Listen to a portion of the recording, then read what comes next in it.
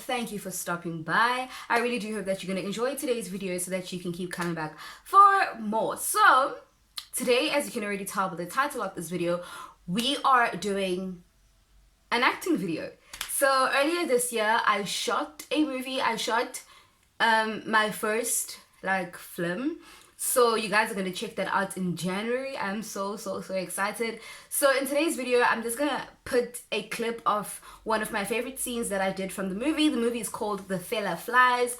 And I'm going to tell you guys what techniques of acting I used in order to achieve that performance. I do have a video up on my channel. I'm going to link it down in the description box. And somewhere up here where I tell you guys about the different acting techniques that you can use to achieve believable, beautiful performances. So in today's video, I'm gonna be showing you guys a practical example of me doing that, and also telling y'all how I did it, what was going on in my head, just how I pulled it all together, and the background of the character work that I did in terms of how I really got to experience who she is. I was playing the character Ubongeka Mkhwanazi, but you guys are gonna see that all because I'm gonna put the videos in this video. So I really do hope that you guys are gonna like that. But before we start that video, don't forget to like, comment, and subscribe, and join the cut and action gang. So Ubongeka was an 18-year-old girl. She is an 18-year-old girl who's just been through a lot. You know, she's very soft, but she's very intense.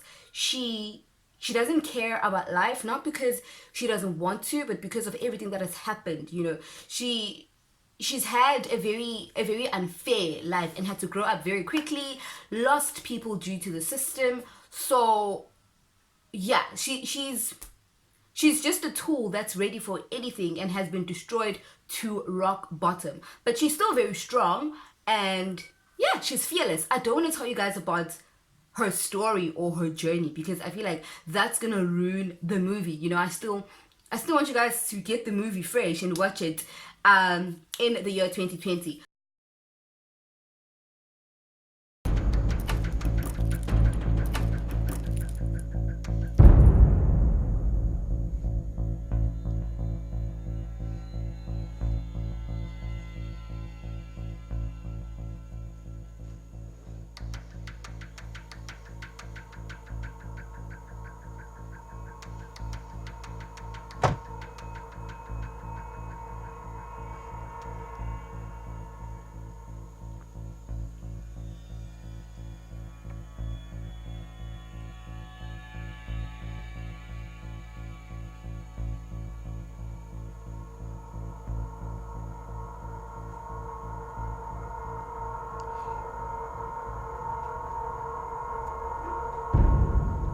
Okay, so when it comes to the techniques that I used, I didn't even start using techniques the day I was shooting that particular scene. I got the script about 2 weeks before the shoot day. So what my preparation procedure for Ubongeka was, I had to connect with her on a very emotional and internal level, you know, because it wasn't, her story is not something I've been through. It's not even, I almost can't relate to it in terms of the struggles I don't even relate to half of her struggles. So it took a lot of opening myself up with, okay, what have you been through? So as much as it's not exactly like her story, or it's not even close to her story, but I had to peel myself open and open cans that I had closed or healed from to find an inner Bongeka in me. So if I just had to be transparent with you guys, I've lost a friend. You know, that was when I hit bottom hard rock in millennium. I lost a friend. I was in boarding school, so I didn't even get to see her. I didn't even get to say goodbye to her. So she got sick. I was told that she was sick, and it was almost going to be April holidays, and I was going to go see her in the hospital. And the next weekend, I get a call that she has passed away. And I'm talking about my super best friend, like a sister. So that was my most broken point, you know, in life. So I linked Lerato's story. My friend was Lerato, may her soul rest in peace. So I linked that emotional state that I was in back then to Ubongega, you know. And yeah, so that technique is called affective memory. So I recalled how I was feeling. I recalled what it was like living without her. I recalled seeing her parents when they saw me. How were they? So that brokenness, that loneliness, that shock I was going through, I used that to sort of remember the feeling ukuthi konje umuntu maselahlekelwe yiyona yonke into, or when they feel like they've lost so much, what is it like? So I'm talking about something that happened in 2011. It is now 2019. So I had to look at pictures of me and my friend. I had to look at videos. I still have her program, her funeral program, and I was one of the speakers. So I took myself back to that speech. I took myself back to that moment to see how broken was I feeling when I saw her in the coffin. Now in Bongega's story, there is no coffin. There's nothing like what I'm talking about, but the internal emotions can be linked, or well, that's what I used to link it.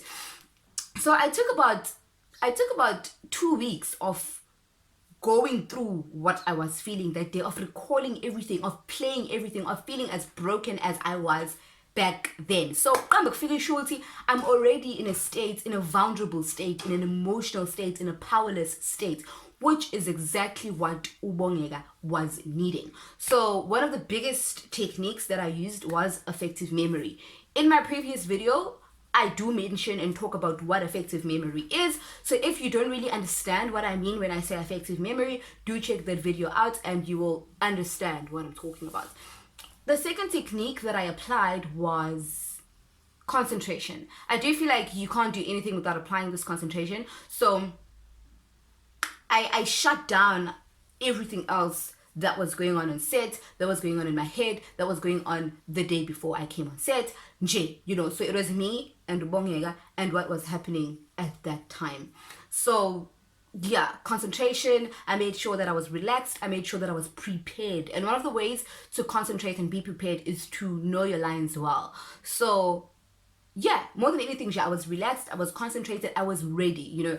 I do have another video where I talk about how to calm down nerves, and one of the ways is to make sure that you rehearse well. So I knew that me and Bongega were like this, you know. I was her before I got on set, I was her before action, you know. My state of mind was, the whole day I was feeling depressed and down, not because I want to, but because I had internalized my character that much that for that, like maybe like 2 days before my shoot day, I was living her. I was already her in such a way that when I finished,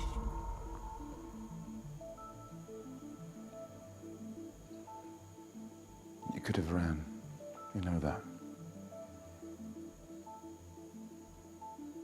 To where?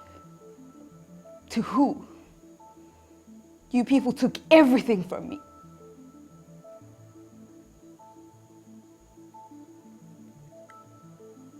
I need to ask you a question. Your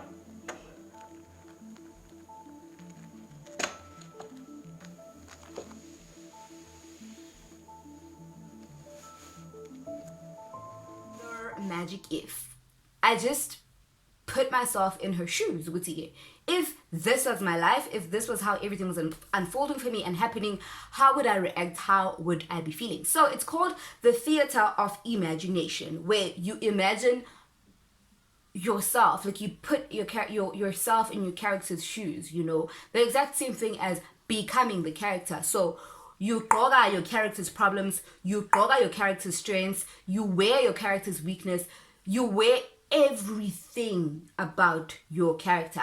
But within wearing everything about your character, you also don't neglect who you are, you know, because the moment you neglect who you are, or the moment you try and separate yourself from your character or your character's situation, it doesn't become authentic. So the thing about acting is, in every character that you do, there's always going to be a piece of you. Now, don't be scared to let that piece of you work with the character.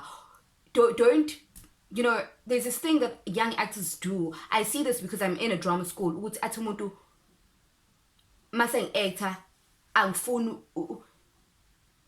ukubona uAsipe. The thing is, you can't not see uAsipe because it's not like I have a different body when I'm acting. It's not like I have a different voice when I'm acting. So the moment you try and separate the character from yourself, it doesn't become authentic. It doesn't become real. What you need to do is merge the character to your body, to yourself, you know. So with Ubongeka, that's exactly what I did with Ski. If uAsipe was in the same shoes as Ubongeka, what would happen? What I started imagining myself in her situation. I started everything around me, every person in her story, I started making those people relevant to my story. With okay, in my life, my person who would be this person would be Lo. Oh my gosh, I hope I'm making sense.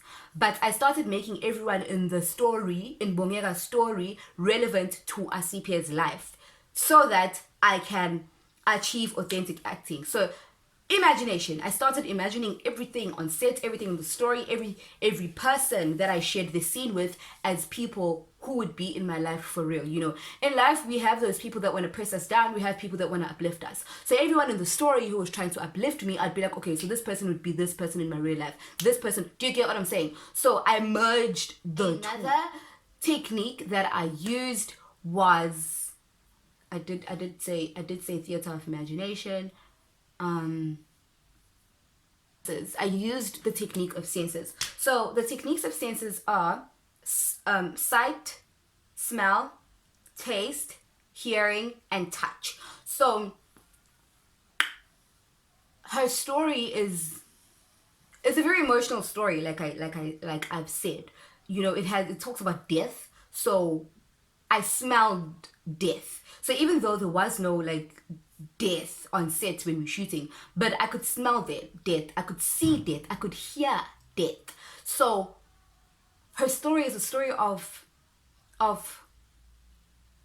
poverty. You know, I could feel that, you know, I'm poor, I've been stripped off with everything. So everything that you've seen, everything that you can smell, everything that is in her story, I could literally feel it, I could smell it, I could taste it, I could see it, I could hear.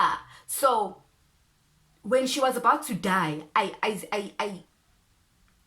heard death coming. I smelled death coming. I felt a bullet, even though obviously I'm alive, so I wasn't really shot. But when that trigger was pulled, when that, you guys are gonna see, I literally felt it before I died. So The day you came for us.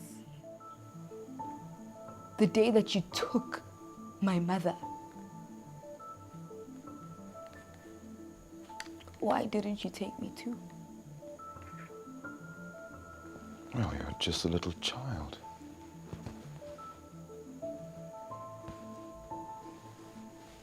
And you're a killer.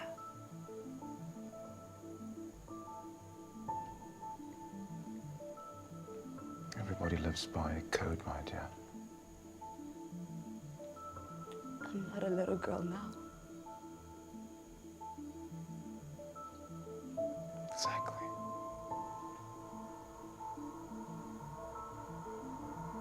Do you know what it's like to lose your mother?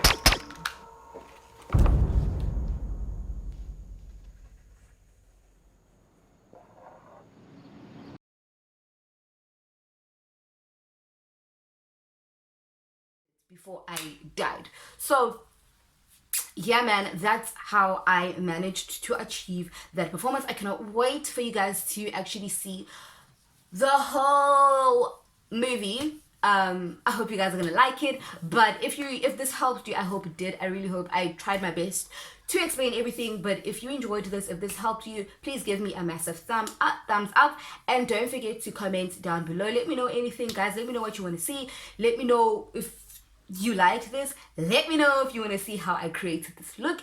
Anything. So until next time, you are a star. Don't forget to like, comment, and subscribe, and follow me on my Instagram, which is asipe_ntuli. So until next time, you are